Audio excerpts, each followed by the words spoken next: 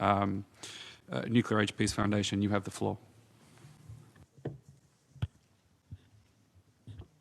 Honorable President and Secretary General, distinguished delegates and colleagues and friends from civil society and beyond. I'm grateful for the opportunity to make brief remarks on humanitarian consequences of nuclear weapons following the excellent presentations of the panelists, including my colleagues from the Scientific Advisory Group. We are gathered today in what is surely a bright light amidst the darkness of death and devastation that has become the hallmark of our world today. When peace is elusive in multiple locations around the globe, and we watch the suffering of civilians on our screens in real time, it is easy to feel helpless and to lose hope that a fair and just world is possible. And yet, the second meeting of states parties to the Treaty on the Prohibition of Nuclear Weapons exemplifies precisely that: cooperation of nations from around the planet standing together for a better future, one that is free of nuclear weapons. The Nuclear Age Peace Foundation has shared such a vision for 41 years this month and applauds this body for forging the path ahead.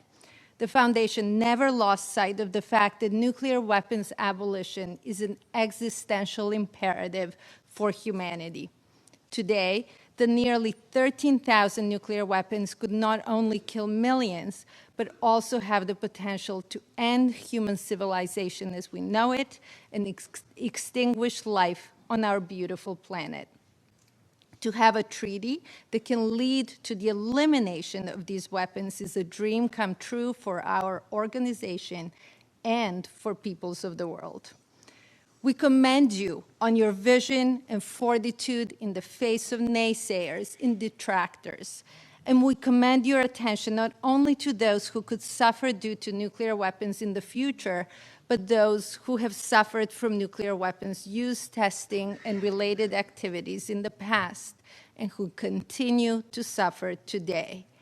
Nothing we do will erase the terrible realities the victims have faced due to these terrible weapons, but it is possible to assist them in meaningful ways, including by conducting full and comprehensive assessments and remediation of contaminated environments. The TPNW can accomplish this critical task. As a mother and a scientist, I am keenly focused on leaving a world free of nuclear weapons to my children and to the generations of scientists who will come after me. I'm also a teacher and a mentor to young people at Columbia University and at the Nuclear Age Peace Foundation and our youth initiative, Reverse the Trend. What I know and witness every day is that young people of the world have talents, dreams, and hopes. One of them, Anastasia Shakhidzanova, is here with me today and will take just a moment to tell you about her own experience learning about nuclear weapons and what their elimination means to her. Let us not forestall the chance of today's children and future generations to live out their lives by continuing to play nuclear roulette. Let us eliminate nuclear weapons before they eliminate us. Thank you for blazing the trail.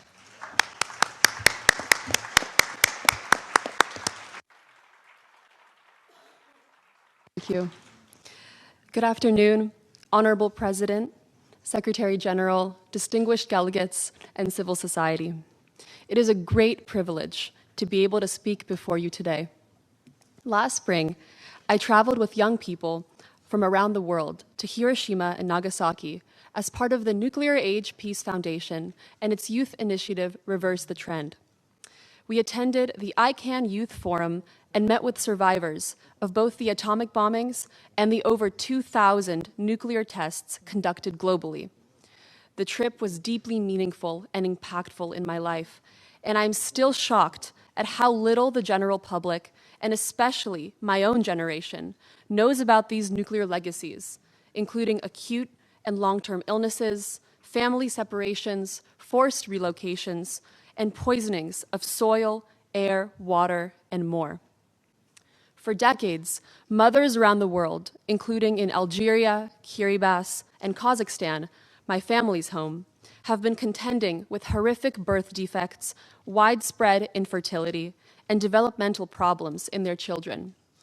Many who are dealing with these issues today were not even alive when nuclear weapons were exploded in their homelands.